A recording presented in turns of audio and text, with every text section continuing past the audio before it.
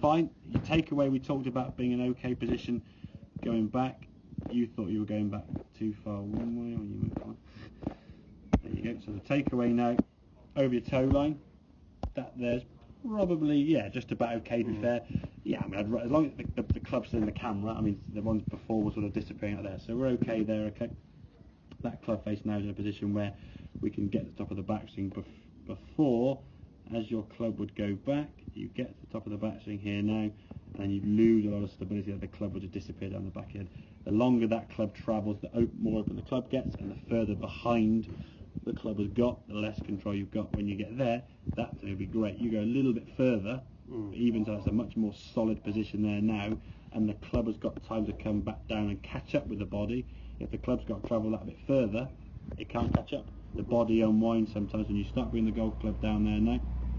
As that club comes back, you can almost see your left hand a little bit sort of up to the sky there, I guess, and that club's a smidgen open, instinct that you've had that cupping at the top. So if your left wrist is that, it shows that you've gone from here. If I was here to here to here, the left wrist is pointing down. If I do that and then pull it down, the left wrist kind of points up, yeah? That's with an indicator, so we call cup the left wrist and get the club face open. So when you come back to golf ball, the information you give the golf ball is the ball going out that way. And of course then you try and pull it to the left somewhere and hopefully start it somewhere left of field to sort of allow for that manoeuvre coming back. As you get top of the backswing there now, and you bring it back down, coming back in here now, that left wrist there, that club face is certainly square, I would say.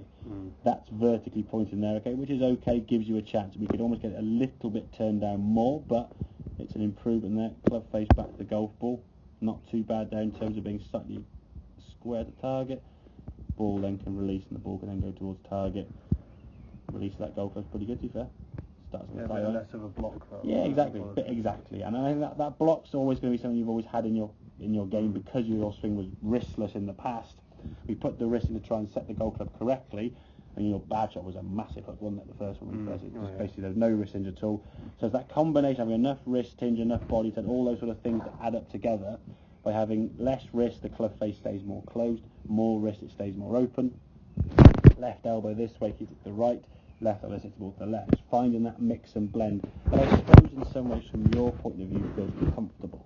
And I'll be honest, if you feel that left elbow is something you're going to struggle to try and feel, there are other ways we can probably try and square the club face up and give it a different feeling, so it helps get the golf club back to the golf ball and see it that way. If you feel, honestly, you just can't quite feel that left elbow, which again, I'd only be honest and say, look, I can't feel it, I don't know what I'm trying to do. If that's something you're struggling with, there's other ways we can try and almost do that. I think for me, that left wrist at the top of the backswing, if we can keep that club face in a square position, so your left wrist there doesn't cup too much that way. If that left wrist starts doing this too much and overly cupping, the club just disappears down the back there and you've gone too far. So shortening and taking the wrist out of the backswing will certainly help give the club a chance to come back to the golf ball aiming to your target.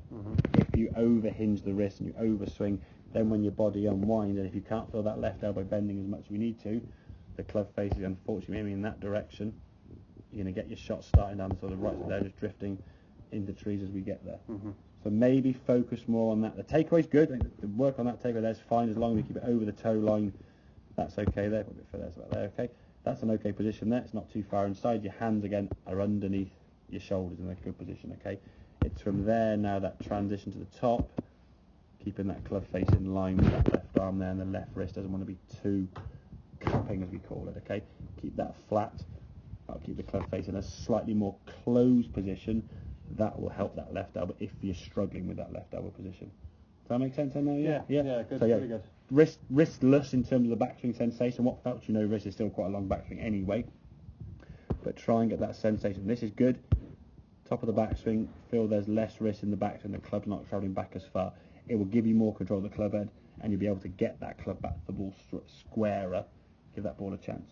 Okay, if it keeps going too far and you end up back here somewhere, once the club's gone that far, you can almost see that your left fingers are barely sort of scribbling onto the club there. So that's going to very often create a lot of tension because you've lost grip pressure, it's wobbled around.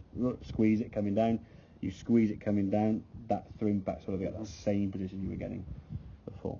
Okay, makes sense? Good, lovely. Good man.